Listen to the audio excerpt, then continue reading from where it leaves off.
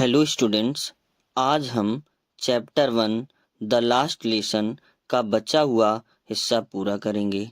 जब मुझ में सिर उठाने की हिम्मत न थी, तभी एम हेमेल मुझसे कहते हैं, मैं तुम्हें नहीं डांटूंगा। तुम्हें स्वयं काफी बुरा महसूस हो रहा होगा।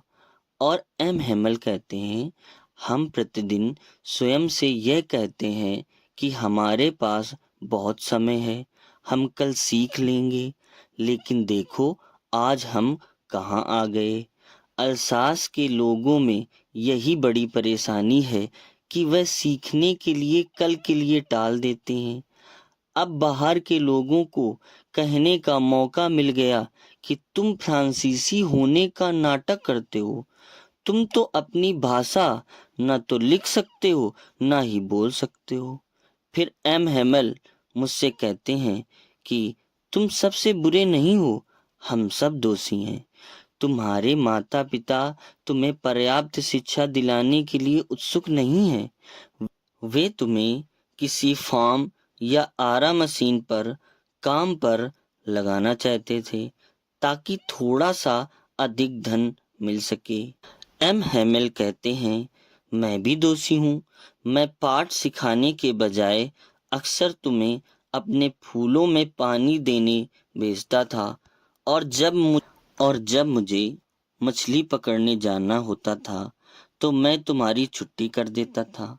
फिर एम हेमेल फ्रांसीसी भाषा को सबसे सुंदर, सर्वाधिक स्पष्ट, सर्वाधिक तर्कसंगत बताते हुए कहा कि अपनी भाषा को कभी न भूलना। जब तक गुलाम देश के लोग अपनी भाषा से मजबूती से बंधे रहते हैं तो यह उनके जेल की चाबी के समान रहता है। फिर उन्होंने व्याकरण का पाठ पढ़ाया। मैं ये देखकर चकित था कि उन्होंने जो भी कुछ पढ़ाया वो सब सरल लग रहा था और समझ में आ रहा था। मैं सोच रहा था कि ना कभी मैंने ध्यान से सुना, ना उन्होंने इतने ध्यान से स्पष्ट किया। मुझे ऐसा लग रहा था एम हेमेल जो भी कुछ जानते थे वो सब हमें देना चाहते थे और एक बार में ही सारी जानकारी दिमाग में डाल देना चाहते थे। व्याकरण के बाद लेखन का पाठ हुआ, जिसमें एम हेमेल ने सबको नई कापियां दी, जिसमें सुंदर वक्राकार शैली में हाथों से लिखा गया था, फ्रांस अल्सास, फ्रांस अल्सास। कापियां ऐसी लग रही थी जैसे विद्यालय में छोटे छोटे झंडे लहरा रहे हों और हमारी मेजों में छड़ों से लटका दिए गए। सभी शांत होकर काम पर लगे हुए थे। सिर्फ पन्नों पर पेन के रगड़ने की ध्वनि आ रही थी। भौरा उड़कर अंदर आया, परंतु किसी ने उस पर ध्यान नहीं दिया। छोटा बच्चा जो मछली पकड़ने वाले कांटे का चित्र बना रहा था, उसने भी ध्यान नहीं दिया। वो इतना लीन था जैसे फ्रांसीसी भाषा में कुछ लिख रहा। छत पर कबूतर धीरे से गुटुरगू कर रहा था। मैंने सोचा, इन कबूतरों को भी जर्मन भाषा में गाने के लिए मजबूर करेंगे क्या। जब कभी मैंने लिखते हुए ऊपर देखा तो मैंने देखा कि एम हेमेल कक्ष को इस तरह देख रहे थे जैसे वे स्कूल कक्ष को अपने मस्तिष्क में ठीक उसी तरह अंकित करना चाहते हैं जैसा वो है। जरा सोचो, वे 40 साल से इसी स्थान पर हैं।